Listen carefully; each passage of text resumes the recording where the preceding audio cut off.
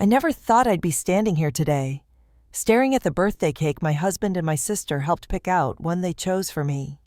30 candles flickered in the dim light, the scent of vanilla and frosting thick in the air. But I couldn't smell it. The only thing I could smell was the burning shame. I stood at the center of the room, gripping the champagne glass so tightly that my fingers were starting to ache. The guests were singing happy birthday, but their voices felt like they were miles away. My eyes, however, were laser-focused on the one person I couldn't avoid, my younger sister, Tammy, and her hand resting delicately on her still flat stomach. I don't think anyone noticed, but I did, and that's when the gut punch came, right in front of everyone. Tammy grinning that cruel grin of hers. Before we continue, everyone, I have an announcement. Something that will make tonight even more special. I'm pregnant. The words hit me like a freight train, but somehow I couldn't feel the impact. I'd known this moment was coming. 3 weeks, 2 days, 16 hours. I'd known long before anyone said it out loud, but hearing her say those words made my stomach twist. And then she said it. Tammy paused, her eyes meeting mine. And Philip is the father. I swear, time stopped. The room fell into a stunned silence. The guests gasped, like they were all collectively hit by a wave of disbelief. My mother dropped her glass of wine, her eyes wide in horror. My father's face went white, but none of that mattered. I didn't move. I didn't cry. I didn't even blink. I couldn't. Not after what I'd discovered 3 weeks ago. Not after the truth hit me harder than I ever imagined.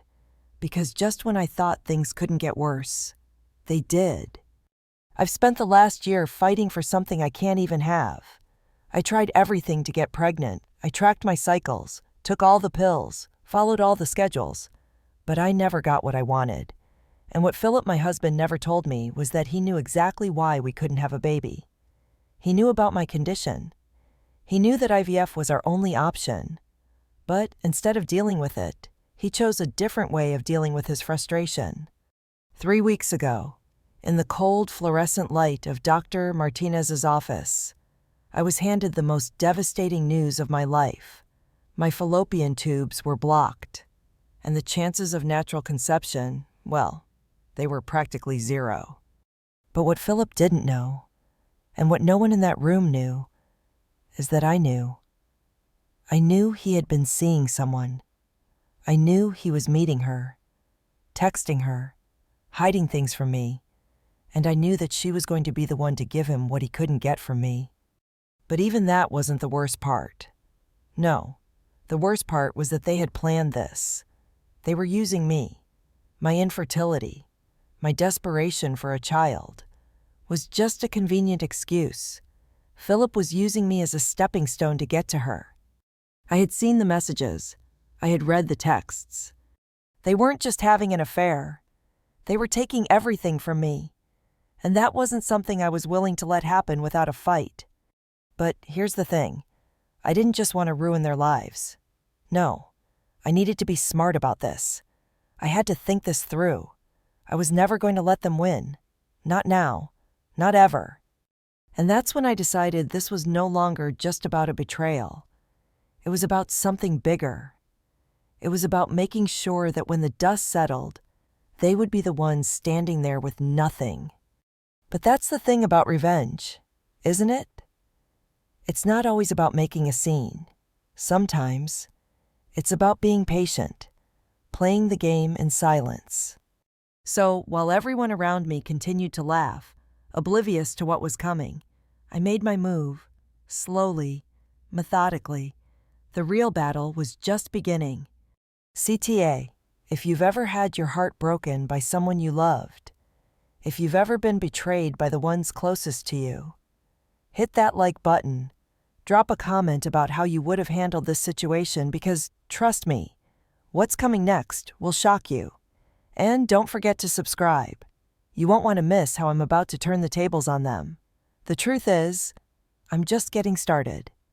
And right then, Just as everyone thought the night couldn't get worse, that's when I saw it.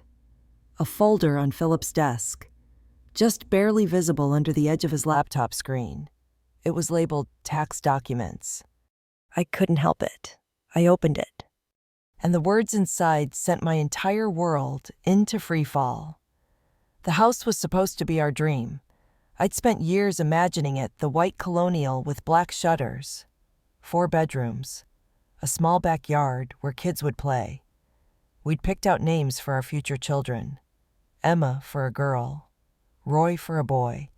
Philip had always talked about how perfect it would be, how we'd make a family full of laughter and love. We'd signed the papers together, designed the nursery, and imagined how it would feel to bring a baby home. But that dream, it had turned into a nightmare. I stood in the kitchen now, staring out the window at the sprawling backyard. The lights were dim, the evening fog rolling in from the woods behind the house. The air outside was crisp, but the atmosphere inside felt suffocating. I could hear Philip's voice in the living room, laughing with Tammy, the woman I had trusted as my sister, the one I had always fought to protect. They didn't even care. They didn't even try to hide it anymore.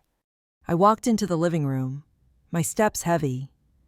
Philip glanced at me, but quickly turned his attention back to Tammy, his hand casually resting on her back. They were talking about something, probably the baby. I thought. Tammy's hand was still on her stomach, and every time she moved, I felt the sickening burn of betrayal crawling up my throat. Philip laughing, voice light. You're sure you're feeling okay? I mean, with all the excitement tonight, it must be a lot. Tammy laughing too. But there's something off about her smile. I'm fine. Just, worried about how Jacqueline's going to take it. I don't know. She can be a little sensitive. At those words, I froze. Sensitive. Was she seriously calling me sensitive after everything they'd done? The words she'd just said were like a punch to the stomach. I could feel my pulse quicken.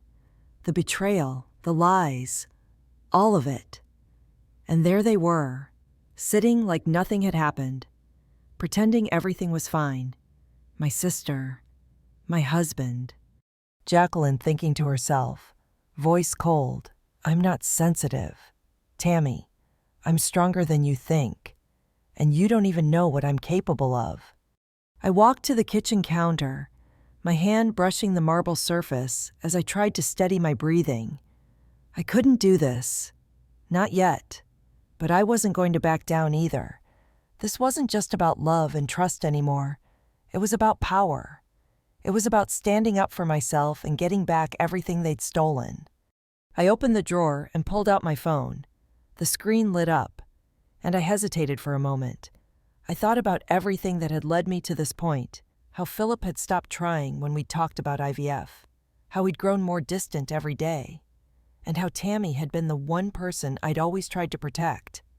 But now, they were the ones who needed protecting, from me. I started scrolling through my messages, looking for any hint of proof that they had been hiding something, and then I saw it.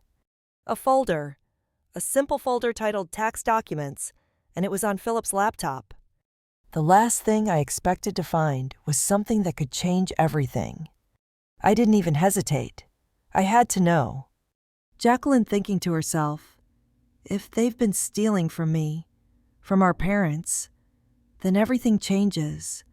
This isn't just a betrayal anymore. This is theft. I knew the house was already paid for. We'd been making mortgage payments, sure, but I had never questioned where the money was going. Now, with my heart pounding in my chest, I clicked open the folder. I didn't expect to find the dozens of screenshots, text messages between Philip and someone simply labeled I thought about closing it, but my fingers were already shaking. My mind raced as I started to read through the messages. Philip texting T, can't wait to see you tonight. I'll tell Jacqueline I'm working late. She believes anything I say. T replying, of course she does. She's always been weak. I remember when we were kids. She'd cry if I took her toys. Still the same. Just bigger toys now. The messages got worse. The last one made my stomach lurch. Philip texting, "We'll tell her at the party. Maximum impact. She'll fall apart in front of everyone." T replying, "Perfect." And then you comfort her. Tell her it's for her own good. You know, the usual. The nausea in my stomach felt like it was rising up into my throat. They were planning this. They were planning to humiliate me. But that wasn't even the worst of it. Philip texting, "I'll get the money. Don't worry. We'll take it all. I've already started moving funds from the parents' accounts. Just need a little more?" T replying, "I know. I'll clear out the rest. Then we'll have everything. Their retirement, the house. We'll take it all." The money? The theft. They were taking it from me and our parents. Everything we had worked for. All of it. Every penny. I felt the anger building. Every fiber of my being screamed. But the calm in me held. I couldn't act rashly. I had to be smart. I had to get them where it hurt. Jacqueline thinking, voice eyes steely. They want to take everything from me, fine, but I'm going to make them regret it. I spent the next 2 days going through everything, every account, every transaction. The transfer amounts were staggering, but they were sloppy. It wasn't just the money that had been hidden in transfers between accounts. There was something else I found. A receipt, a small detail, buried in the mess, a hotel booking, a weekend getaway. It wasn't just Tammy and Philip's affair. It was the life they were building off of me, off of my trust. It was time to start acting. Jacqueline thinking, resolve hardening, I'll need more than just this. I need to hit them where it hurts. In the wallet, in their reputation, in their lies. I called a forensic accountant, a private investigator. I needed to make sure I had all the evidence, everything I needed to bring them down, piece by piece. This wasn't going to be quick. This wasn't going to be easy. But I was done being the one who had to pick up the pieces of their mess. Mini cliffhanger. Just as I was about to finalize my plans, something caught my eye. A small detail in the account statement I hadn't noticed before. A wire transfer, and the name attached to it. It was familiar, very familiar. And it was the last person I expected. The next few days passed in a blur of cold determination. Every morning, I woke up early, as if I were preparing for battle. My thoughts were clear now. Revenge was not just about emotion. It was about control. It was about making sure they never looked at me the same way again. I thought I knew my husband, Philip. After all, we'd been together for years, shared dreams, built a life together. But when I looked at him now, I didn't see the man I had married. I saw a stranger, someone who had betrayed me, someone who was part of something much darker than I'd ever realized. But even as the anger roiled inside me, I had to keep my head, I couldn't afford to let them see what I was planning, Bessé. I'd made a promise to myself, I will not let them destroy me, and I meant it. The hardest part wasn't even the discovery. No, the hardest part was seeing them every day, watching their lives continue as if nothing had changed, watching Philip laugh, talk, pretend like nothing was wrong. Philip laughing from the other room. To Tammy, yeah, I know. I think we're finally getting to the point where we can start planning our future together. I think it's time to bring everything into the open. Tammy voice low, almost too sweet. Are you sure Jacqueline might not be so understanding? The mention of my name sliced through the air, but I remained calm. I knew I had to stay in control. I had to think about the long game. But every fiber of my being screamed to run in there, tear them apart, make them feel what I felt. But no, that would be too easy. I needed something far more powerful, something that would leave them reeling. It wasn't until the evening that things began to escalate. Tammy and I had always been close, or at least, I thought we were growing up. I was the protective older sister. I always had her back when things got tough. I helped her pay rent when she struggled between jobs, gave her money when she needed it, even defended her when our parents criticized her. I thought we were family. But that night, something changed. I was standing in the kitchen, cleaning up after dinner, when Tammy walked in. She was too calm. There was something off about her. Her smile seemed forced, her eyes darting away when I looked at her. Tammy forcing a smile, voice too sweet. "Jacqueline, I wanted to talk to you about something. I know things have been tense lately, and I think we need to clear the air." I felt a chill run down my spine. Her words seemed almost rehearsed, like she had been waiting for the perfect moment. I nodded slowly, waiting for the storm that was about to hit. Jacqueline thinking, voice steady, but every muscle tense. She's going to try and manipulate me. She's been doing it for years. But this is something new. Jacqueline out loud, coolly. "Okay, Tammy, what's on your mind?" Tammy shifting, crossing her arms. "You know, I think I understand why you're so upset. I really do. I know it's hard to accept, but Philip and I, we're having a baby. And you, well, you can't have children. It's hard, I know.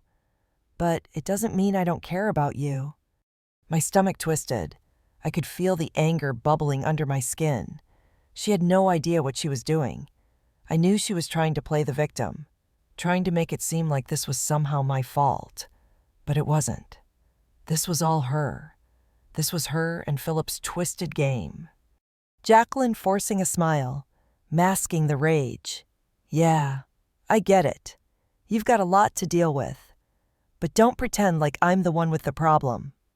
Tammy, this has always been about you. It's always been about you, getting what you want. And now, you've taken it all." I could see her shift, just for a second, her mask cracking. It was a brief moment. But in that instant, I saw the real Tammy, the one who had always used me, played me for the fool, the one who had never been happy unless she had more than everyone else. And now, she had taken my life, my husband, my dreams, and shattered them into 1,000 pieces. Tammy voice cold, mask back on. "Listen, Jacqueline, it's not about you. It's just about timing. You've had your chance. Now it's mine. You'll be fine. You'll move on. This is what's best for everyone." I couldn't stop the rage anymore. I stepped toward her, my hand shaking as I placed it on the counter, trying to steady myself. Jacqueline voice tight with anger, but holding it together. "You don't get to tell me what's best for anyone. You don't get to decide what happens next. This isn't over. Tammy, not by a long shot." I turned and walked away before I could say anything I might regret. I wasn't going to give her the satisfaction of seeing me lose control. I could feel my pulse racing as I headed to my office. Every step I took felt heavier. The room was dark when I walked in, and I flicked on the light. My desk was a mess of papers, files, and everything I'd been putting together over the past few days. The plan was coming together. But now, I needed something more. I needed to turn the tables. I sat down, opening the folder with all the evidence. I ran my fingers over the receipts, the bank statements, and the texts. But then my eyes fell on something that made my breath catch. Another wire transfer. This one wasn't from Tammy. This one was from my own account, and it wasn't Philip's name attached to it. It was our parents. I froze. My parents. Why had they transferred money to Philip, and why hadn't he told me? Everything I thought I knew about my life, my marriage, everything was falling apart, piece by piece. The betrayal was deeper than I'd imagined. And the worst part was, this wasn't just about me and Philip anymore. This was about everyone. I had to find out what was going on, and I had to do it fast. Just as I started to dial my lawyer, the phone rang. It was an unknown number. My heart pounded as I answered. "Hello, I know what's going on. And you need to hear this. They're not just stealing from you. They're stealing from everyone." The phone call felt like a crack of thunder in a storm I had been waiting for. As soon as the voice on the other end spoke, I felt my entire body freeze. It wasn't the voice of a stranger, though the number had been blocked. It was a woman, older, with a sharp tone that sent chills down my spine. Voice on the phone calm, direct. "You don't know me, but you should listen. What you're digging for. It's bigger than you think. They're not just stealing from you, they're stealing from everyone, your parents included." I didn't know whether to hang up or keep listening, but something inside me told me to stay quiet, to keep listening. I'd already stumbled onto something that felt like quicksand, and now, the more I dug, the more I realized I was about to get swallowed whole. Jacqueline thinking, voice full of tension. "What the hell is going on? What do they mean? Stealing from my parents?" Voice on the phone coolly. "I know you've seen the wire transfers. What you don't know is that your parents are involved in this. Not just Philip and Tammy. Your father's money has been siphoned off, too. This isn't about an affair anymore. This is about a game much bigger than you realize. If you want answers, I suggest you act fast. You're running out of time." I felt my heartbeat quicken. There it was, the twist I hadn't seen coming. All these years. I'd trusted my family, my parents, whom I had taken care of when they were sick, whom I'd called for advice, whom I had shared my life with. And now I was being told that they were part of the conspiracy. Jacqueline thinking, voice tight with emotion. They were in on it all along. My parents. They didn't just stand by, they helped. Why? Before I could respond, the call ended, and I was left standing in the middle of my office, the phone still pressed to my ear, a ringing silence in my head. My palms were clammy, my mouth dry. Everything I thought I knew was being chipped away, piece by piece. Jacqueline thinking, mind racing. How long have they been doing this? How much have they taken? What do I do now? I slammed the phone down onto the desk, the noise breaking the spell of silence. My eyes moved to the files spread out in front of me. The wire transfers, the bank statements, the proof. Everything I had gathered was suddenly useless. If my parents were part of the scheme, I needed more. I needed to know how deep this went. I grabbed my laptop and began searching again, focusing on one thing: the transactions. It wasn't just money, it was trust. I needed to know where my parents stood. I needed to know what they had done behind my back. I scrolled through transaction after transaction, and there it was, the same pattern, the same irregularities. It wasn't just small amounts being moved around. It was thousands, sometimes tens of thousands of dollars, being transferred from their accounts to an unknown third party. And then I found it. A document. A hidden agreement. The name attached to it made my stomach drop. The person who had been in charge of these transfers. The person who had orchestrated it all. Jacqueline, voice low, breathing heavily. This can't be real. It's impossible. But the evidence is right here. The name Peter Caldwell. My heart skipped a beat. I knew that name. I knew exactly who he was. Peter Caldwell was not just a family friend. He was my father's longtime business partner, a man I had trusted, a man who had always been by our side. Jacqueline thinking, voice seething with anger. Peter? It's always been Peter. He's the one pulling the strings. But why? I leaned back in my chair, trying to steady myself. The pieces were starting to fit together, but they didn't make sense. If my parents were in on this, what had they been promised? Why would they betray me like this? Jacqueline thinking, More calmly now, I need to confront them. But I can't go in blind. I need a plan. A real strategy. If I walk in there, guns blazing, they'll shut me down before I even start. I stood up from my desk and paced around the room, trying to calm the racing thoughts in my mind. I couldn't let them know I had figured it all out. Not yet. I had to be smart. I had to stay 2 steps ahead. Jacqueline thinking. Voice firm. I need leverage. Something that will make them think I'm still vulnerable, still in the dark. But at the same time, I need to make sure I have the power to bring everything crashing down. I reached for my phone and dialed the number of my lawyer, Steve. We'd been in touch before, but now, this was different. This was going to be big. I couldn't afford to make mistakes. Jacqueline voice shaking as she talks to Steve. Steve, I need you to dig into Peter Caldwell. And I need everything. His accounts, his businesses, his connections. I need to know exactly what he's been doing with my family's money. This goes beyond an affair now. This is fraud. Steve's voice was steady, reassuring, as always. Steve on the phone, I'll get started on it right away. Just be careful. Jacqueline, this is big. Bigger than you think. I hung up, staring at the phone in my hand. I had just set things in motion.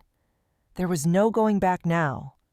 But as I sat there, waiting for the pieces to fall into place, I felt something else creeping in. Fear. A fear I couldn't shake. What if my plan failed? What if they had already covered their tracks too well? What if I was just playing into their hands? Jacqueline thinking, voice filled with doubt. I've come this far. I can't stop now. I won't. Just as I was about to call Steve back, the front door opened, and I heard footsteps on the stairs. Philip. He was home early, and I wasn't ready for what he was about to say. I didn't know how much longer I could keep pretending. Every time I saw Philip, every time I looked at Tammy, I felt the rage rise inside me like a tidal wave. It was hard to breathe, hard to keep the mask on. But I knew one thing: if I made a mistake now, if I let them see the storm brewing inside me, everything would be lost. I had spent too long building my plan, gathering evidence, keeping my cool. But now, it was time to take action. The room was too quiet as I sat at my desk, staring at the screen of my laptop, the wire transfers, the secret accounts, the shady agreements. It was all there, laid out before me. Peter Caldwell's name was on everything, every document. He was the key, the one person who held all the answers, and I was going to make him give them to me. I had already called Steve, my lawyer, and briefed him on everything. He was on it, digging into Caldwell's financial records, pulling strings to track down any assets he was hiding. But I needed more. I needed leverage, something that would force Caldwell's hand, something that would make him think twice before destroying me completely. The plan I had come up with was simple, but dangerous. I needed to get to Caldwell, confront him before he had the chance to disappear. I wasn't going to wait for the courts to do their thing. This wasn't just about money anymore. It was about my dignity, my life. And I wasn't going to let him take that away. I stared at the phone in my hand. Should I call him now? I debated, feeling my heart race with both fear and excitement. No, I had to be smart. I had to make him think I was still vulnerable, still in the dark. He needed to believe I didn't know everything yet, that I wasn't aware of the full scope of his betrayal. And that's exactly what I did. The first step was getting the right information in front of the right people. I contacted my friend Melissa, a reporter at the local news station. She owed me a favor, and now it was time to cash in. I needed her to dig into Caldwell, to find out every dirty little secret he had. Melissa was relentless, and I knew she'd get results. She was already on her way to track down Caldwell's connections, his dirty deals, the shady businesses he was involved in. It wouldn't take long before everything started to unravel. But that wasn't enough. I needed to make Caldwell feel the pressure. I needed to make sure he knew that I wasn't going to back down. And the best way to do that, to get to him where it hurt most, his reputation. I wasn't just going to confront him in private. No, I was going to do it in front of everyone he knew. Everyone who thought he was the golden boy of the business world. I was going to expose him, strip him of the facade he had spent years building. The gala was coming up, a fancy event, the kind of night where everyone in the city would gather to see and be seen. The perfect opportunity to publicly destroy Caldwell. It was all too perfect. I could already picture it, the guests, the lights, the champagne, and then I'd walk in, my plan already set in motion, and all eyes would be on me, and I would show everyone who Peter Caldwell really was. As I prepared for the night, I couldn't help but feel the weight of the moment. This was it. This was the point of no return. Jacqueline thinking, as she gets ready, I've come this far. I won't stop now, not until everything is in my hands. I stepped into my dress, the deep red fabric clinging to my body like a second skin. It was elegant, classy, but more than that, it was bold just like me. I ran my fingers through my hair, gathering it up into a sleek, sophisticated updo. I needed to look the part. This night was going to change everything. I grabbed the envelope from the desk. Inside was the evidence documents, bank statements, screenshots, everything I had worked so hard to gather. This was my weapon, and I was going to use it tonight. The venue was breathtaking. Sparkling chandeliers hung from the ceiling, casting a soft glow over the crowd. People were mingling, laughing, shaking hands. The sounds of clinking glasses filled the air, and the smell of fine wine and gourmet food was overwhelming. But none of it mattered to me. I was here for one reason: to take down Peter Caldwell. I moved through the crowd, my heart racing as I searched for him. There he was, in the corner of the room, surrounded by a small group of investors and socialites. He was laughing, looking every bit the part of the successful businessman, his expensive suit fitting him perfectly. Jacqueline thinking, voice full of rage, "You think you've won, don't you? You think you're untouchable. But not tonight. Tonight. You'll pay for everything."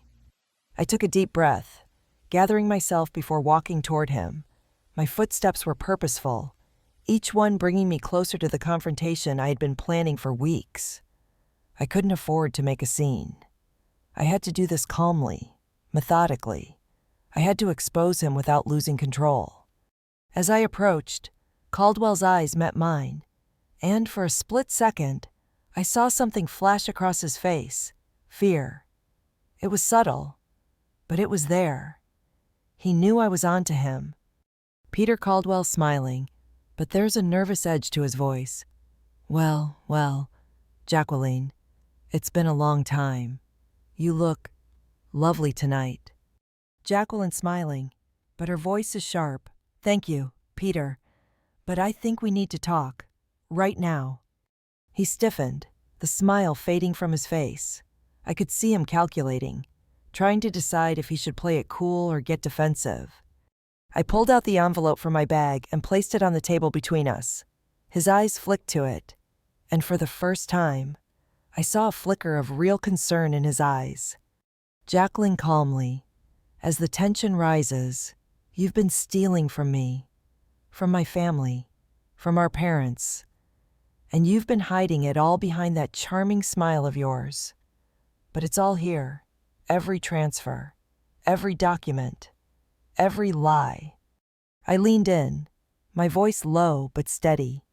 "You thought you could get away with it, didn't you, Peter? You thought I'd never find out. But I'm done being the one who gets lied to. I'm done being the one left in the dark. Now, everyone will know what kind of man you really are." Just as Peter opens his mouth to respond, someone behind me coughs. I turn, only to see someone I never expected to be here, someone who could either destroy everything I've worked for, or give me the final piece of the puzzle. I had expected many things when I walked into that gala. I had prepared myself for the confrontation, for the showdown with Peter Caldwell, and maybe, just maybe, for the uncomfortable, simmering look of guilt that would flash across his face. But not this. When I turned to face the voice behind me, my stomach dropped. For a brief moment, everything around me went silent, as if the world had paused just for me. Standing there, not 5 feet away, was someone I hadn't seen in years, someone I had never expected to be part of this mess. Dad? He wasn't just a distant figure in my mind anymore. He was here, standing in front of me with an expression that made my blood run cold. His eyes, the same eyes that once held so much warmth and protection, now held something else, something I couldn't quite read. But one thing was clear: my father was not just an observer. He was involved. Peter Caldwell, still frozen in his spot, looked at my father and then back at me, his face pale. I could see him shifting, trying to gauge whether this would be a confrontation or a strategic retreat. But it didn't matter. The damage had already been done. Jacqueline thinking, voice thick with disbelief. What is he doing here? Why didn't I see this coming? Dad speaking with an unsettling calm. Jacqueline, I think we need to talk. I had expected this day. I had planned for it. But seeing my father standing there, looking at me as if everything could still be normal, was like a punch to the gut. I could feel my knees weaken, but I held firm. I wasn't going to let him see how shaken I was. I had trusted him. I had trusted him with everything. How could I have been so blind? And now, I had to face him, face the reality that everything I thought I knew about my family, my life, was a lie. Peter Caldwell glancing at my father, then back to me, nervously, Look, Jacqueline, this isn't what it looks like. Dad cutting him off, his voice steady but firm. No, Peter, let her speak. She deserves to know the truth. I stared at my father, my heart hammering in my chest. The truth. What did he mean by that? My father's involvement in this scheme, this theft, was a betrayal on a level I couldn't even process. He'd been a part of this the whole time.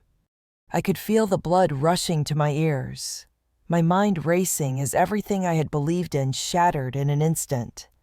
Jacqueline out loud, voice shaking with anger. Why, Dad? Why didn't you tell me? Why didn't you stop this? You knew everything about Philip and Tammy. You knew about Peter and you let it happen. You were supposed to protect me. I could feel my throat tighten with emotion, the words barely making it past my lips. My father's expression never changed, though his eyes darted nervously between me and Peter. Dad sighing, looking down for a moment before meeting my gaze. Jacqueline, you don't understand. I had to protect the family. This was bigger than you or me. I blinked. I couldn't believe what I was hearing. This was bigger than me. My family had sacrificed me for what? Power, money, the American dream they'd always preached about. Jacqueline voice rising, furious. You think you protected me by helping steal from me, from all of us. This is bigger than me. No, Dad, this is about you covering your own ass. This is about you and Peter and Philip making sure you all kept your place at the top. The room around us felt like it was closing in. The murmurs of the other guests grew louder, and I could feel all eyes turning toward us. But I didn't care. I wasn't backing down. Dad, his voice now a bit more defensive, but still steady. Jacqueline, I never wanted you involved, but you were always so idealistic. The word hung in the air, idealistic, as if the dream I had been fighting for was nothing but a fantasy. Dad continuing, with a sharp edge to his tone, you thought things could be perfect. That's not how the world works. You wanted to fix things that couldn't be fixed. I tried to protect you from that reality. Jacqueline shocked, almost whispering, protect me by lying to me, by letting them use me. I couldn't take it anymore. The weight of the betrayal crushed me. Everything I thought I knew about my family, my life, my future, it was all built on a lie. I turned to Peter, feeling a surge of disgust. He was still standing there, watching the exchange, looking like he wasn't sure if he should run or try to talk his way out of it. Jacqueline coldly, to Peter, "You're part of this too, aren't you? You think you can play the part of the successful businessman while you're out here stealing from everyone around you. I saw the transactions. I saw the way you've been taking my family's money and hiding it. And now, I'm going to make sure everyone knows exactly what you've done." Peter swallowed hard, his face paling even further. He opened his mouth to speak, but nothing came out. I could feel the victory beginning to settle in my chest, but it wasn't enough. Not yet. I had them cornered. Yes, but I wasn't finished. Jacqueline firmly, my voice cutting through the tension, "I'm going to expose all of you, every last one of you. The world will know who you really are. And I'm going to make sure this ends here." The room fell into a tense silence. Guests exchanged nervous glances, unsure of whether they should intervene or just stay quiet. But I didn't care. I wasn't worried about them. I was worried about the one thing I hadn't expected, the final twist that could completely turn everything upside down. Just as I thought I had them cornered, my phone buzzed. It was an encrypted message. The number was unfamiliar, but the message wasn't. The message read, "You're in over your head. You need to stop digging, or I'll make sure the next piece of the puzzle is more than you can handle." Mini cliffhanger. I froze. My eyes scanned the message again, trying to make sense of it. But the warning was clear. Someone else knew. Someone else was watching. And I had just stepped into a trap I didn't even see coming. The room was unnervingly quiet. The guests who had once been laughing and mingling were now huddled in small groups, exchanging uncertain glances. The buzz of conversations had dulled into nothing more than a hum in the background. But none of that mattered now. My entire world had just shifted in the span of a few seconds. I stared at the phone in my hand, the message staring back at me like a silent accusation. "You're in over your head. You need to stop digging, or I'll make sure the next piece of the puzzle is more than you can handle." My fingers tightened around the phone, and my pulse quickened. It wasn't just an empty threat. I could feel it in my gut. Whoever this was, they were watching, waiting for me to make the wrong move. And if I did, I couldn't even begin to imagine the consequences. Jacqueline thinking, her voice like ice. "Who the hell is this? Why are they threatening me now?" I turned to Peter, the man who had already stolen so much from me. He was no longer the confident, smug businessman I'd known. His face had drained of color, and he was shifting uncomfortably, his hands twitching as if trying to decide whether to run or stay. But then, my eyes shifted to my father. "Dad," his voice soft, yet strained, "Jacqueline, maybe it's time you knew the truth about everything." I blinked, not understanding. The truth. Hadn't I already uncovered the worst of it? The money, the betrayal, the lies. But as I looked at him, really looked at him, I saw something else, something that made my stomach tighten. There was fear in his eyes. Fear of what? I took a deep breath, trying to steady myself. But the weight of it all seemed unbearable. The betrayal, the lies, the secrets, and now a new threat hanging over my head. I had never felt more out of control in my life. Jacqueline thinking, the walls closing in. Why is he so afraid? What is he hiding now?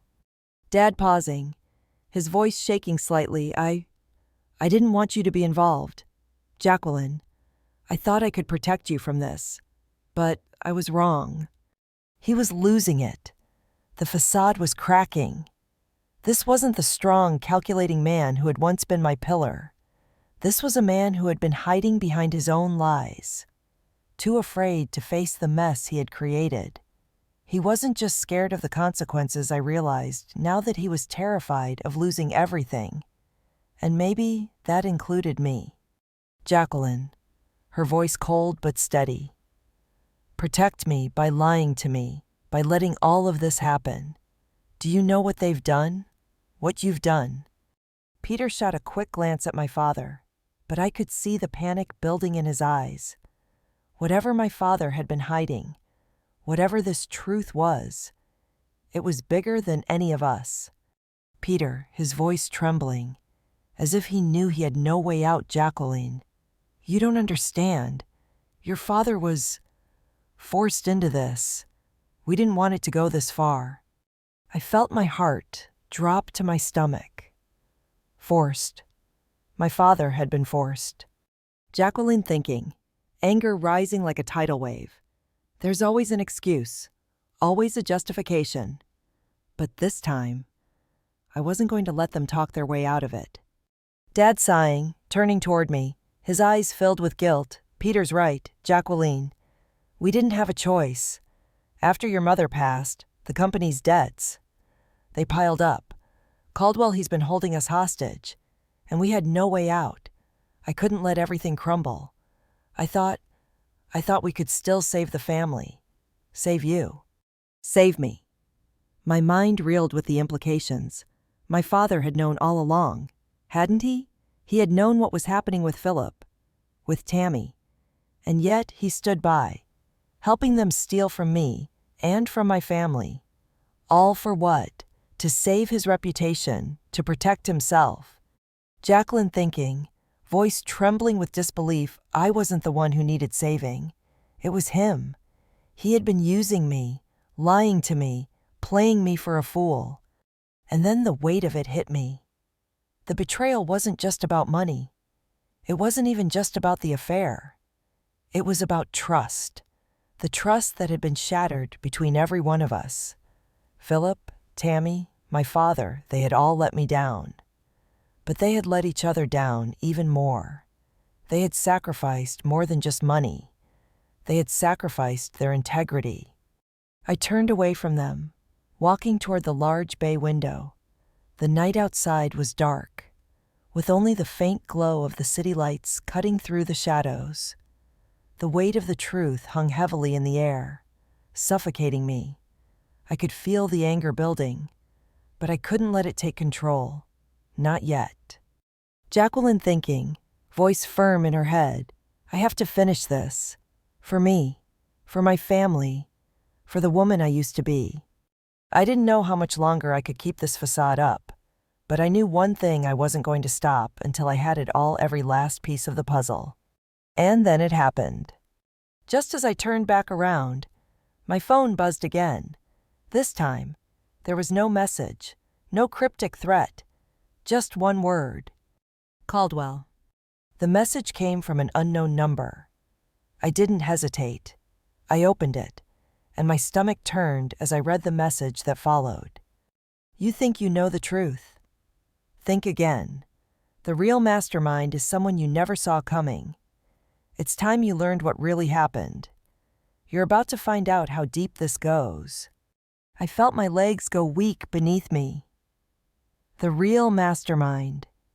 Who else could be behind this? And what did they mean by how deep this goes? Just as I was about to dial the number back, the doorbell rang. My hands froze. I knew exactly who it was before I even opened the door. And this time, they weren't coming to talk. They were coming to finish what they had started. Story 2. I never imagined this would be how I found out. It was just an ordinary Tuesday. The morning was gray. Not cold enough for a jacket, but enough to feel that chill in the air. You know, I was on my way to work, already running behind schedule, when my phone buzzed in my pocket. I glanced down at the unknown number, and a sinking feeling twisted in my stomach. I don't know why, but something told me to answer. Ms. Maya Rutherford, yes? This is she. I'm Jennifer Walsh from First National Bank. We need to discuss your mortgage payment. You're 3 months behind. My heart stopped. I didn't own a home. My fingers fumbled, trying to grip the phone tight enough to stop my hands from shaking. I'm sorry, what mortgage? The $730,000 mortgage you took out 8 months ago. If you don't make arrangements today, we'll have to start foreclosure proceedings. My head spun. The sidewalk blurred in front of me as I stopped in my tracks. $730, $1,000. That wasn't even possible. I had a tiny apartment. A $730, $1,000 mortgage. There was no way. And then, a horrible thought hit me like a slap to the face. Maple Street, 847 Maple Street. My sister, Natalie's address. I had to sit down, right there, in the middle of the sidewalk. Cars honked as they rushed past. But none of that mattered. This wasn't a mistake. This was something else. I could barely breathe. This was real. Ma'am, is everything okay? Jennifer's voice on the other end of the line was now soft, but distant, like she could feel the shock through the phone. I never took out any loan, I said, my voice weak, but I knew the truth. I didn't need anyone to tell me what had happened. I knew. I knew exactly who was behind this. I couldn't breathe. I couldn't think. But I knew one thing: my sister had just stolen my life. The world tilted around me, and I stumbled back into the nearest coffee shop. The familiar hum of the barista's machine, a weak comfort as I held the phone to my ear. I had never signed anything. Not for a house, not for a loan. So how had they gotten my name, my social security number, my credit? I sat there, my heart pounding, staring at the screen of my phone. There it was, the loan application, my name, my number, my signature, or, at least, something that looked enough like it to fool a bank. I clicked through the documents, and that's when I saw it. The address, 847 Maple Street, Natalie's house. I could feel the ice forming in my veins as I read through the loan agreement. My sister had stolen my identity. She had forged my signature, used my social security number, and taken out a massive loan in my name. I stood up quickly, knocking over the empty coffee cup. It clattered against the floor, but I didn't care. My hands shook as I shoved my phone in my bag and left the coffee shop, pushing past people without a second glance. Natalie. The name echoed in my mind like a death sentence. She had done this to me. She'd stolen my life. And now, I had to take it back. I didn't know what to expect when I reached her house. I didn't even know what I was going to say. But I knew one thing: she had to be stopped. I drove through the familiar streets of the suburbs, the houses looking so perfectly manicured, just like always. But everything felt different now. I couldn't even look at these streets the same way anymore. I was driving towards the woman who had just ruined my life. I turned onto Maple Street and parked in front of her house. Her colonial house. The one she said she worked so hard to afford. The one she made me help decorate when I didn't even know she was using my name to buy it. The house that I paid for without ever knowing. I grabbed my phone and stared at the screen one last time. The loan details stared back at me. My signature, my name, my credit. I took a deep breath. This wasn't just about money. This was about betrayal. This was about trust. This was about my family, and how they had never once stood up for me. I walked up the front steps, my heart racing. I knocked hard on the door. I knew what was coming. But I didn't care anymore. I had to do this. The door swung open, and there she was, Natalie. She was wearing yoga clothes, looking the same as always. But there was something different in her eyes, a hint of fear. I could see it for the first time in her face. Maya, what are you doing here? She sounded surprised, but I knew better. She already knew. She had to. I pushed past her into the living room. My hands were shaking now, but I couldn't stop. We need to talk. I didn't wait for her to respond. I just walked straight to the coffee table and slammed the loan papers down. They lay there, like a giant middle finger staring at us both. "Natalie, I got a call from the bank today. About this." I pointed at the papers. Her face drained of color as she looked down at the contract. Her perfectly manicured hands shook as she picked it up. She was caught. I could see it in the way her fingers trembled. "Maya, what is this?" she whispered. But I could already see the fear in her eyes. She knew what it was. We both did. "You stole my identity." My voice broke as the words left my mouth, the weight of it crushing me. She had taken everything. "You stole my life," I whispered. And for the first time, I saw her mask slip. I saw the person she truly was.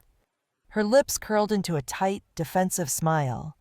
"It's not what you think, Maya. It's just paperwork. I was going to tell you." I could barely contain my rage. Just paperwork. She stole my name, my life, and my future. And now she had the audacity to act like it was nothing. I felt my chest tighten. Every muscle in my body screamed at me to fight back. But I stood there, frozen. Then came the words that shattered everything. The twist.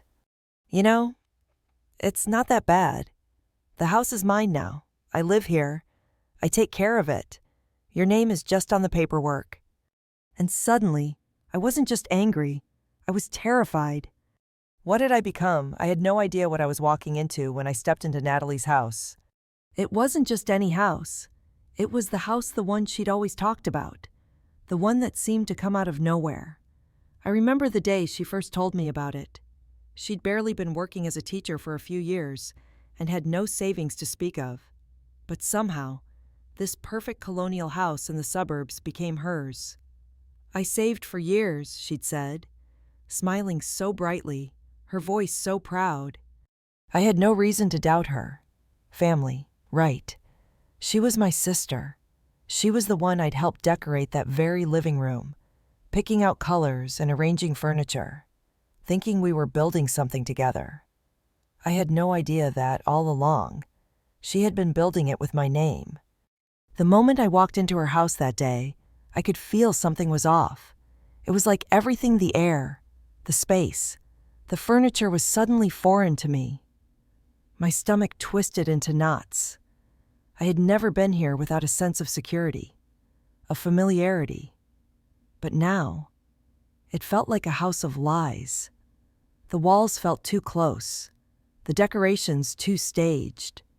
The living room that I helped fill with warmth now felt suffocating. The weight of betrayal crushed down on me. "What do you want, Maya?" Her voice broke the silence, a little too sharp for comfort. She was standing by the kitchen counter, her hands gripping the edge, as if she needed something to hold on to. I didn't answer her at first. I was too busy staring at the loan papers I'd shoved onto the coffee table between us. The papers felt like a crime scene, each line of text burning through my eyes. "You know what this is," I finally said, my voice colder than I wanted it to be. My hands trembled, not from fear, but from the disbelief that was still choking me. "I don't understand what you're saying," Natalie said, pretending to be confused, but I could see the flicker of fear in her eyes. The mask was slipping. I took a deep breath, trying to steady myself, but there was no easy way to do this. I had to say it. I had to rip the scab off, no matter how much it hurt. "You forged my signature. You took out a loan in my name. This house is mine. You stole it from me. The words hung in the air like a bullet waiting to strike. She froze. Her face was pale now, her fingers twitching at her side. For a split second, I thought she might break down, beg me for forgiveness, confess everything. But instead, she pulled herself together. The old Natalie came back, the one who never lost control, who always had a comeback ready. She lifted her chin, a practiced smile playing on her lips. "Maya," she said softly, but with that same smugness I always hated. "It's not what you think. It's just paperwork. I was going to tell you. Okay, I was planning to. She waved her hand dismissively as if this was some misunderstanding we could just sweep under the rug. I almost laughed. If I hadn't been so furious, I would have. Just paperwork. You don't steal someone's identity for just paperwork. I leaned forward, my heart hammering in my chest. You stole my identity, Natalie? She shook her head, still smiling, but I could see the cracks in her facade. Look, Maya, she said, walking closer. The house is mine now. I live here. I take care of it. Your name is just on the paperwork. Okay. I stared at her, feeling like the room was spinning around me, my thoughts scattered in 1,000 directions. Just on the paperwork, I repeated her words, my voice low, shaking with anger. So what? You think I'll just let this slide? You've ruined my credit, Natalie. If you default on this loan, it's not just you who's going down. It's me. But she wasn't listening. She was already moving past me, gesturing towards the couch like everything was normal. We'll figure it out. You'll see. Everything will be fine. I can make the payments. I will. My hands clenched into fists. I could feel the rage building up in my chest, the kind that made my vision blur. This wasn't just about the loan anymore. This wasn't even about money. This was about respect. This was about trust. This was about family, my family betraying me in the worst way possible. You don't get it, I snapped, stepping back. You can't just use me like this. You've ruined my life. You can't fix that by making the payments. But she just stood there, as if she hadn't heard a word I said. You're being dramatic. I'm doing the best I can. What do you want from me? I didn't have a response. What could I say to that? It was so easy for her, wasn't it? To hide behind the excuse that she was family, that she could do no wrong, that the rules didn't apply to her. I could see it now, the selfishness, the entitlement. This wasn't just a mistake. This was a pattern. I wanted to scream. I wanted to hit something. But instead, I stood there in silence, my breath coming in short gasps. The quiet hung between us for a moment, and then something shifted. The floor beneath my feet felt like it was opening up. A voice cut through the silence, cold and firm. Maybe she's right, Maya. I turned to see my parents standing in the doorway. They'd been listening the whole time. And my dad, the man who had always been my protector, my defender, was standing there, with no apology in his eyes, just a stern look, like I was the one who had caused all of this. It's just a mistake, Maya, he said, his voice as detached as ever. My heart sank. I couldn't believe it. I couldn't. A mistake she stole from me. My voice cracked, the anger threatening to swallow me whole. You're letting her get away with this. But instead of supporting me, they stood there, supporting Natalie. Maya, please, my mom said, her voice shaky. Your sister made a mistake. We're family. Okay, family works things out. Family doesn't steal from each other, I whispered, the words barely escaping my lips. And that was when I realized they weren't on my side. The betrayal stung harder than anything else. It was like the entire world was shifting away from me, piece by piece, and there was nothing I could do to stop it. Fine, I said, my voice barely audible. I'll fix this myself. You've got to be kidding me, I muttered to myself as I stared at the screen of my phone. I had just finished talking to my mom, and I still couldn't believe what she'd said. Maya, your sister made a mistake. We'll work it out as a family. A mistake? Was she serious? Natalie hadn't made a mistake. She had committed fraud. For heaven's sake. And yet, here I was, sitting in my tiny apartment, alone, while my family just ignored it, pretended like it was nothing. I leaned back in my chair, the weight of it all pressing down on me. My stomach churned, and my head throbbed. My whole life was being turned upside down, And I couldn't even get my parents to take me seriously. How could they just side with Natalie? Why weren't they seeing what I saw? I glanced at the clock. It was already late. Too late to go back to Natalie's house. Too late to do anything except stew in my anger. But I couldn't sit still. I couldn't just let this go. I have to fix this, I whispered to myself. It was the only thought that kept running through my head. I stood up abruptly, pacing across my apartment. It wasn't just about the money anymore. It was about something much deeper. My trust, my family. They had turned their backs on me when I needed them the most. They hadn't just broken the law, they'd broken my heart. I needed proof. I needed something concrete to show them, to show the world what Natalie had done. If my family wasn't going to help me, I'd have to do this alone. I grabbed my phone again and called the bank. First National Bank, how can I assist you? Hi, this is Maya Rutherford. I need to get some documents related to a loan I didn't take out. The voice on the other end hesitated for a moment. Ms. Rutherford? I'm afraid we can't release any personal information to third parties. However, if you'd like, you can come down to our branch and we'll show you the relevant paperwork. I felt a small flicker of hope. Yes, I'll be there first thing tomorrow morning. The next day, I stood outside the bank, my hands shaking. The doors seemed like a fortress, each window a reminder of how out of control my life had become. But I pushed the door open, and the cold air of the bank wrapped around me like a familiar but unwelcome embrace. Inside, I made my way to the counter. The loan officer, a middle-aged woman with glasses, looked up from her desk. She was polite, but there was a certain distance in her eyes. Ms. Rutherford, how can I help you today? I swallowed hard. The words didn't come easy. I need copies of the loan documents for the mortgage under my name. I forced myself to stay calm, even though my heart was pounding. The one for the property at 847 Maple Street. Her face tightened for a second. That's the one related to your sister's house, she asked, her voice soft. I nodded, my fingers curling into fists. She hesitated, then motioned for me to sit. I'll get the paperwork. Please wait a moment. I sat down in the sterile lobby, my mind racing.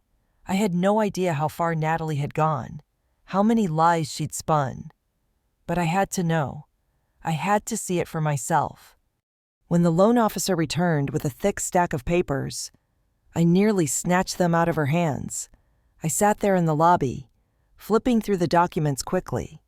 This wasn't just some minor clerical error.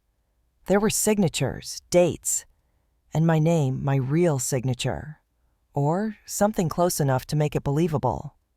But there was something that didn't sit right. Something was off. The address, the paperwork, my identity. It all felt wrong. I couldn't just trust what I was seeing. The more I looked, the angrier I got. I had to make sure. I had to verify everything, trace it all back to its source. This wasn't just about getting justice anymore. This was about taking back what was mine. By the time I left the bank, I had a plan. I wasn't going to let Natalie get away with this. I had to gather the evidence. I needed more than just the loan documents. I had to dig deeper, find the gaps, find the cracks, and expose everything. It was risky. I knew it. But what choice did I have? My sister had stolen my identity. She had ruined my credit, taken out a mortgage in my name, and my family had turned its back on me. If I didn't do something, no one else would. I spent the next few days obsessively searching for any piece of information I could use. Emails, bank statements, anything that would link Natalie to the crime. I had already uncovered that she'd used my personal information, my birth date, my social security number, my job information, but now I needed proof. Real proof that would stand up in court. I stayed up late, going through old documents, looking for anything that could help me, and that's when I found it. An email. From her. From Natalie. It was an email confirming the loan approval, sent 2 weeks before the bank documents were signed. It was a smoking gun, and I couldn't believe I hadn't found it sooner. But even with this, I wasn't done yet. I needed more. I needed to be sure I had everything locked down. This was going to be my fight, and I wasn't going to lose. The next day, I drove to the bank again, armed with my new evidence. I was prepared to confront them, to expose the truth. This time, I wasn't going to leave without justice. As I stepped into the bank, the cool air hit me once again. But this time, I didn't hesitate. I marched straight to the counter and placed the email on the desk. "I need you to take a look at this," I said, my voice steady, despite the adrenaline coursing through me. The loan officer looked at the email, and then back at me.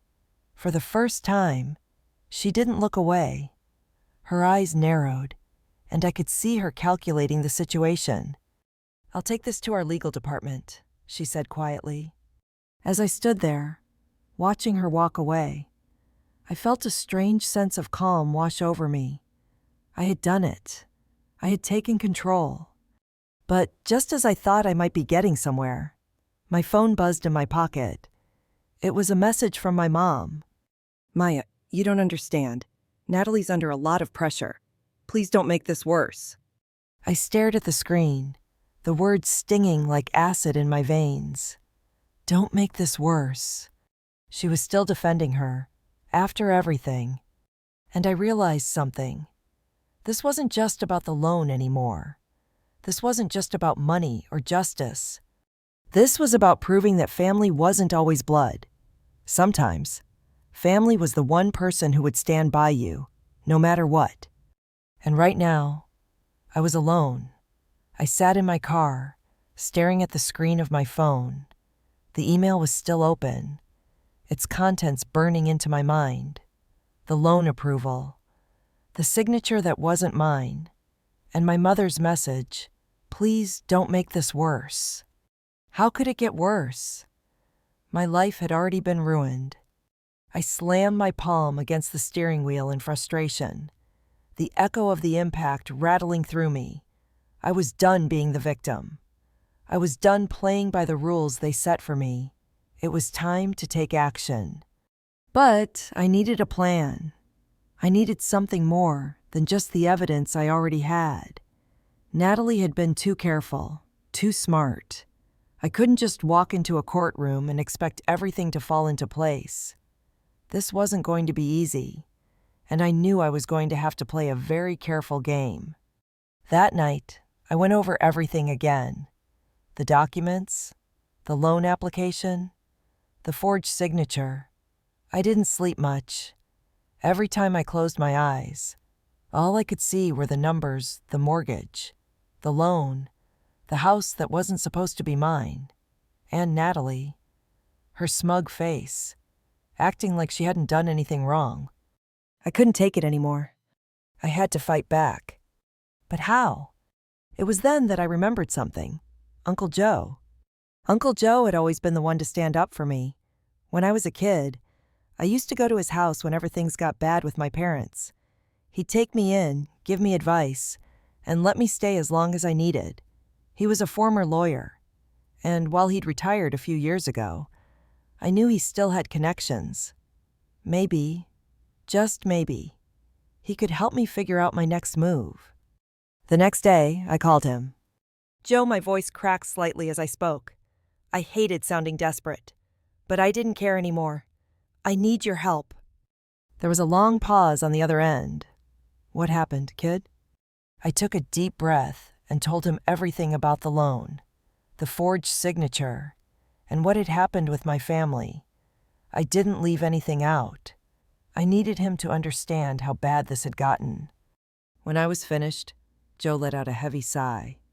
"You know I never wanted you to get involved in this mess, but it sounds like your sister has crossed a line this time. You've got to be smart about this, Maya. We can't just rush into it without knowing exactly how to handle it." I knew he was right.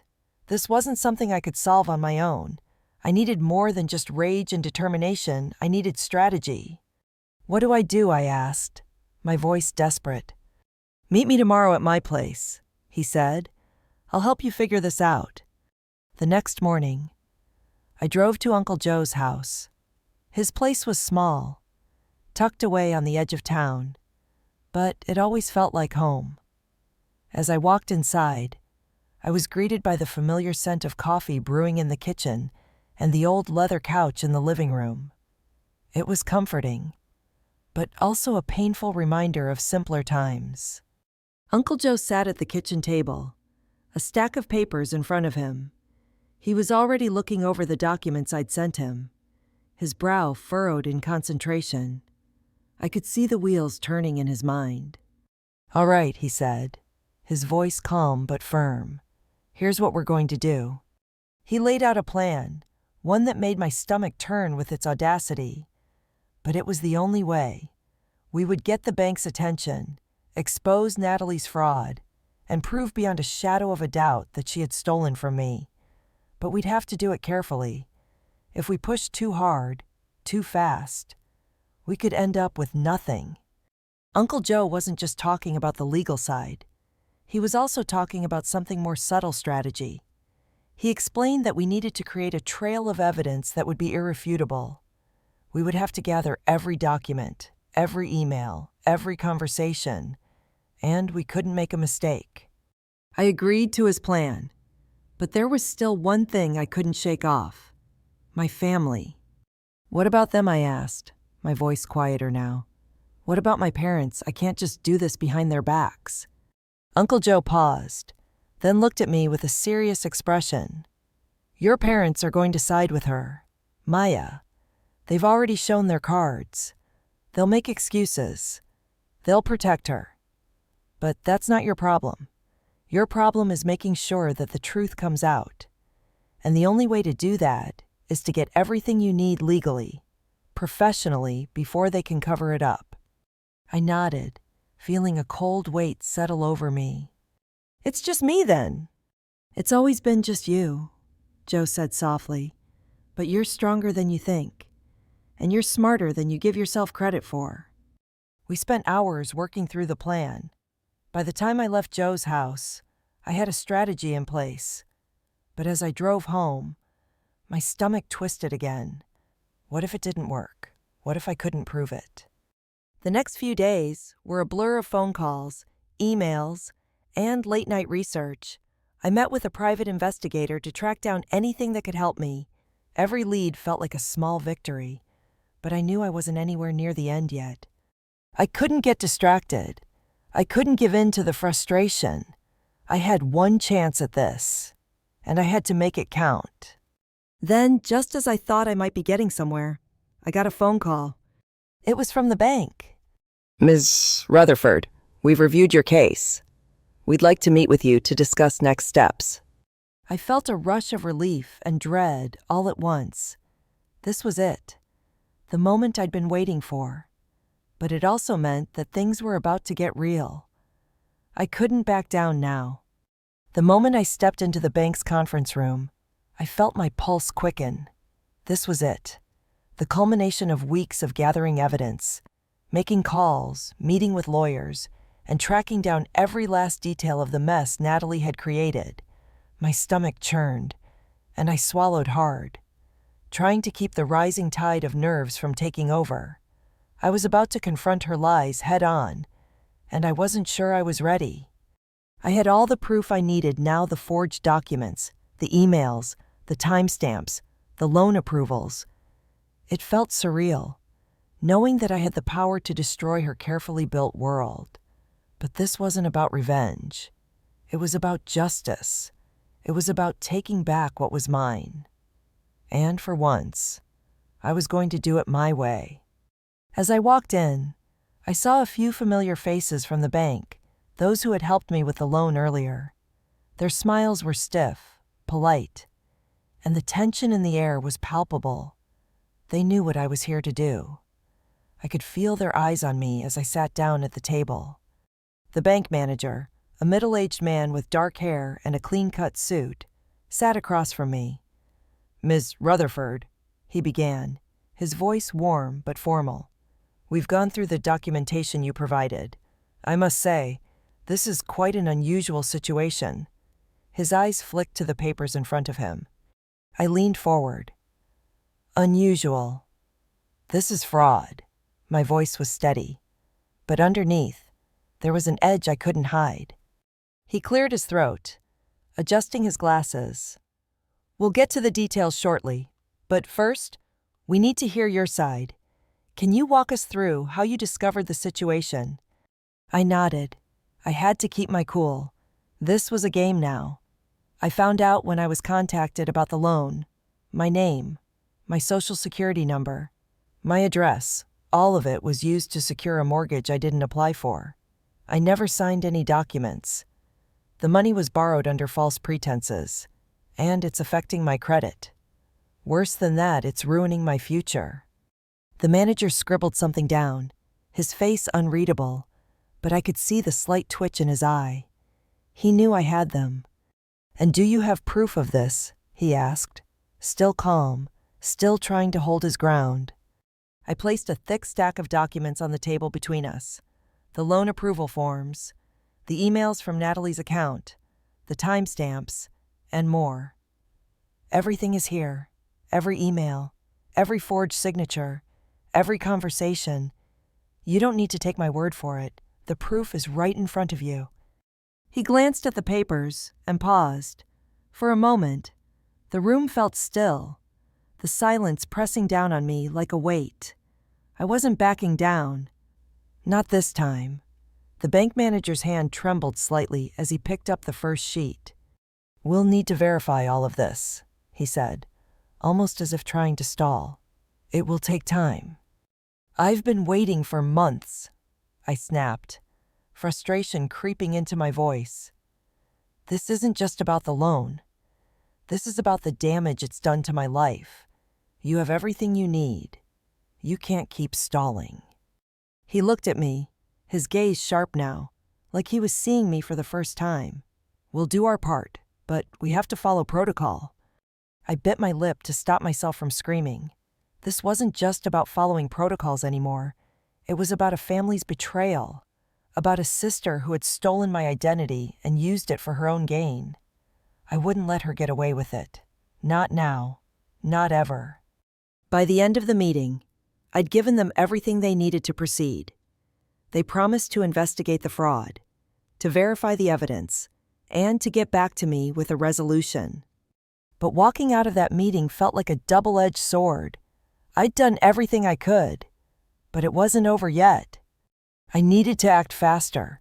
I couldn't wait for the bank's investigation to unfold at its slow pace.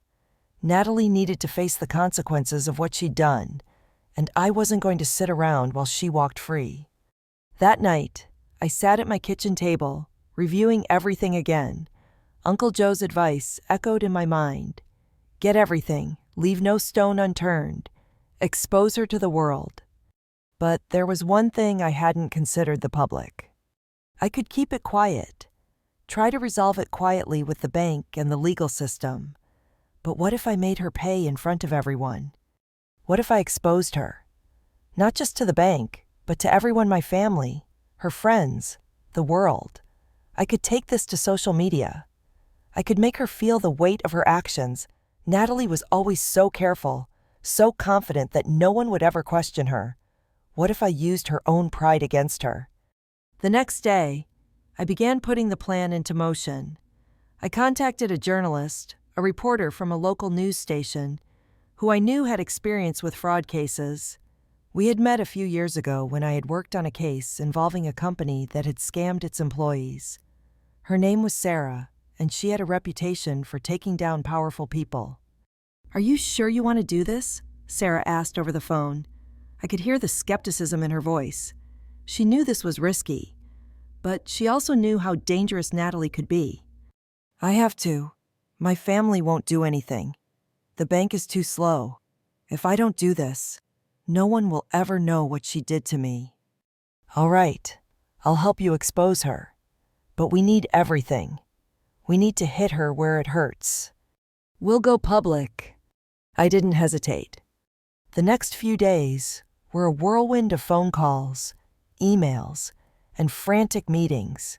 I handed Sarah all the proof she needed: documents, emails, everything I had. It wasn't just about exposing Natalie anymore. It was about showing the world that family wasn't always blood. Sometimes, the hardest betrayal comes from the ones you love most. But just as everything was falling into place, I received a call. It was from Natalie. Maya. Her voice was sharp, and for the first time, I could hear panic in it. I know what you're doing. You think you can destroy me, but you can't. I swallowed hard, my fingers gripping the phone so tightly I thought I might break it. You're right, I said, my voice calm, but underneath, I felt a cold fury rising. I'm not going to destroy you. You did that all by yourself. I had done it. The email had been sent, the article published, and the world now knew what my sister had done. Natalie's perfect little house of cards was crumbling down piece by piece, and there was no hiding it anymore. The fraud, the lies, the forgery, it was all out in the open.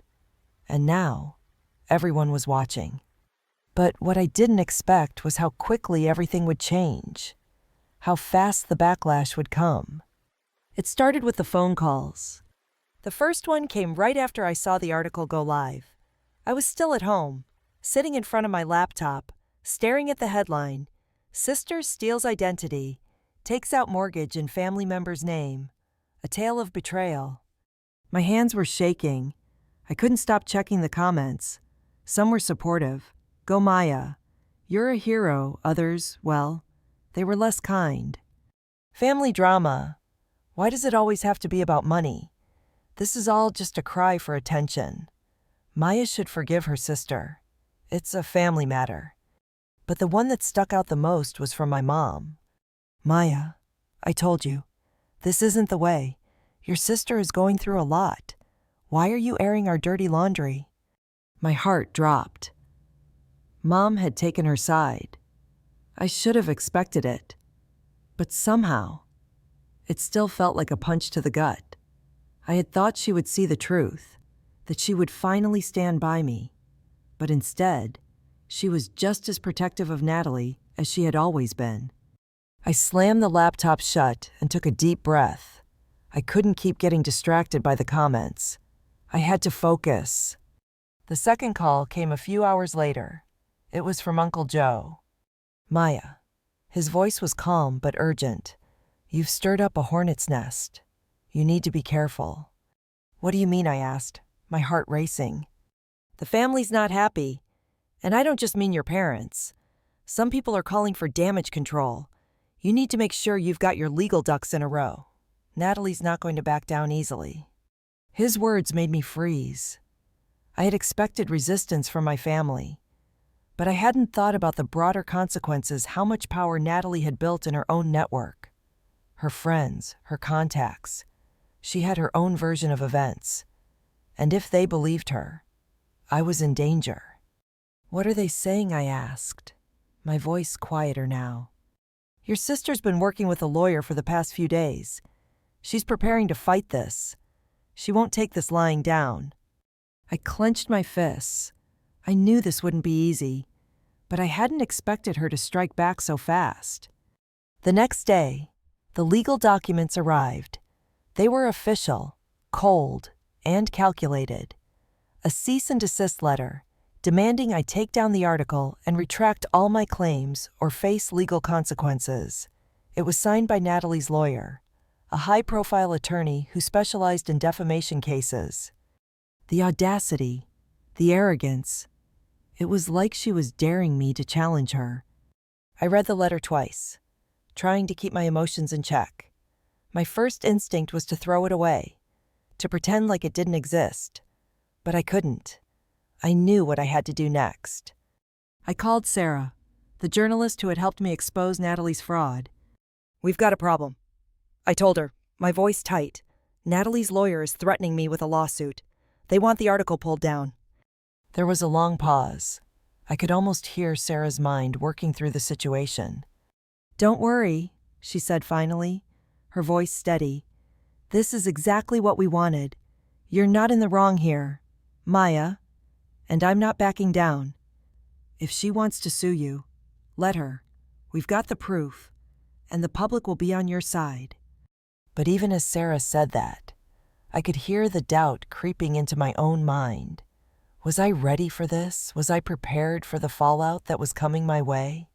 A few days later, the storm hit full force. I received a call from my father. His tone was even, but there was an edge to it that made my stomach drop. "Maya, you've really gone too far this time," he said. "You're tearing this family apart. Dad, you have no idea what she did. She stole from me. I'm not tearing anything apart. I'm just trying to get the truth out." His voice hardened.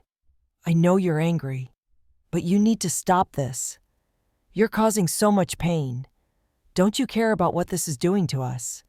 I felt a lump in my throat, but I fought to keep it down. "You think this is easy for me?" I snapped. "You think I wanted to do this? You want me to just let her get away with it? You want me to stay quiet while she destroys my life? Well, that's not going to happen." There was a long silence on the other end of the line, and then, in a voice I barely recognized, my father said, "I'm sorry, Maya, but I can't support this." And with that, he hung up. I sat there, staring at the phone, as the world seemed to crash down around me. This was it. I had done what I set out to do, expose the truth, force the world to see the betrayal for what it was. But now, my family was broken. My relationship with my parents, my sister, everything I thought I had was slipping away. Was it worth it? Could I live with the fallout, even if I won? That night, as I lay in bed, staring at the ceiling, I received another message. This one was from Natalie. "You really think you can win? Maya, you think this is over? You don't know who you're messing with." The message sent a chill through me. She was angry. But more than that, she was dangerous. The truth had been laid bare. The chaos, the destruction, the tension. It was all out in the open now. I had torn the mask off my sister's perfect life, exposing her lies for the world to see. I had faced the consequences of that decision head-on: broken family ties, estranged relationships, and endless judgment. But what was the price of truth? What did it cost me to expose the betrayal I had suffered? Sitting alone in my apartment, I stared at the walls. The phone was silent. The messages long stopped coming in. The storm had passed, but I wasn't sure if I had won. Was it worth it? I whispered aloud to myself. It was a question that had haunted me ever since I decided to go public with Natalie's fraud. The weight of it all pressed down on me: the pain, the shame, the battles. I had lost my family. But, in a way, I had found something else. The moment I sent that final article out, I had been sure that I was doing the right thing. After everything she had put me through, after the years of being ignored and belittled, I thought that finally exposing her would set me free. But now, in the silence that followed, I couldn't shake the feeling that something was missing. As I replayed everything in my mind, the phone calls, the confrontations, the hours of planning, one thought kept resurfacing. Justice wasn't just about revenge. It wasn't about winning or making Natalie pay. It wasn't about getting the last word. It was about finally finding my voice. And I hadn't realized it until now. I didn't need to break her to feel powerful. What I had needed was to reclaim my own power, to stop letting the weight of her manipulation define me. And, in a strange way, maybe it was the best thing that could have happened. Because I had finally taken control of my own life. The call came late in the afternoon, and it wasn't from my parents. I didn't expect it to be. It was Uncle Joe. "Maya, you're not going to like what I have to say," he said, his voice gruff but steady. "But you need to hear it." I braced myself. Every muscle in my body tensed. What now? Your mom and dad are coming around, slowly. They've seen the proof, and they're starting to understand that this wasn't just some petty family drama. It's fraud. It's a crime. I couldn't believe what I was hearing. I had expected them to stay on Natalie's side, to keep protecting her. But they were finally coming around. It's not too late, Uncle Joe continued. They're still your family, and while it's not going to be easy to heal those wounds, you've got to give them a chance to fix things. You don't want to be alone in this fight. His words hit harder than I expected. The anger I had carried for so long towards my family. Towards Natalie, it wasn't gone. But there was a flicker of something else now. Something that had been buried under layers of betrayal. Hope. Healing. Maybe it was possible to rebuild what had been broken. The weeks that followed were nothing short of a whirlwind. As my family processed everything that had happened, something unexpected started to happen. We began to talk, my parents, though still cautious, started reaching out. At first, it was awkward, but we kept talking, and each conversation felt like a small victory. They apologized, in their own way hesitant at first, but sincere. It wasn't perfect. The damage couldn't be undone. But over time, I realized that I didn't need to make them see things my way. I needed to give them the space to see it for themselves, to come to terms with their own mistakes. And that, in its own way, was a kind of justice. I went back to the bank a week after everything had settled. They had completed their investigation, and Natalie's loan had been declared null and void. The property was being returned to the bank, and all the fraudulent documents were being sent to the authorities. For the first time in months, I felt a strange relief wash over me. It was over. But as I walked out of the bank, something unexpected happened. I saw Natalie. She was standing on the steps, looking every bit the woman I had once known. But there was a hollow look in her eyes, one I hadn't seen before. She was waiting for me, and for a moment, neither of us moved. Finally, I walked up to her. "I didn't want this," I said, my voice steady, but with a quiet hurt I couldn't suppress. "I didn't want to destroy everything, but I couldn't let you keep doing this. Not to me, and not to anyone else." She didn't respond right away. Her face was pale, her lips tight. But then she spoke, her voice softer than I had expected. "I didn't know how far I'd gone," she whispered. "I was scared, but I shouldn't have done it." It was the first real apology I'd heard from her. And in that moment, I realized that I didn't need her to beg for forgiveness. She had to live with what she'd done, just like I had to live with the choice I made to expose it. And we both had to live with the consequences. What I had learned in this whole process, what I had learned about myself, was that sometimes you have to fight for what's yours. You have to stand up, not just for yourself, but for the truth, even when it hurts, even when it costs you everything. The fight doesn't always give you what you want, but it gives you what you need to grow. And most importantly, it gives you your power back. As I closed the door behind me, I felt a sense of finality. The story wasn't over, it had just shifted. And though I was still healing, still figuring out how to trust again, I knew that I had done the right thing. I had taken my life back. And that was more than enough. Thank you for following this journey with me. If you've ever been through something like this, leave a comment and let me know how you fought for what was yours. Don't forget to like and subscribe for more stories. Remember, sometimes, the hardest battles lead to the strongest victories.